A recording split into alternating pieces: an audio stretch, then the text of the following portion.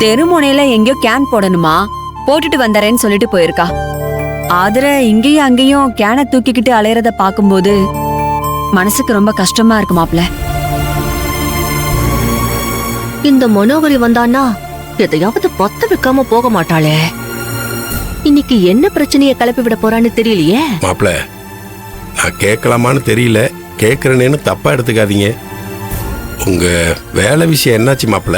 நான் லஞ்சம் வாங்கல, எந்த தப்பும் பண்ண நிரூபிக்கிறதுக்காக எல்லா விதத்திலையும் போராடிட்டு இருக்கேன் மாமா. கூடிய சீக்கிரத்தில் நான் இதை நிரூபிச்சிருவேன். அதுக்கப்புறம் என் சஸ்பென்ஷன் ஆர்டர் கேன்சல் ஆகி நான் வேலையில ஜாயின் பண்ணிடுவேன் மாமா. அதுக்கு இன்னும் எத்தனை நாள் ஆகும் மாப்ள?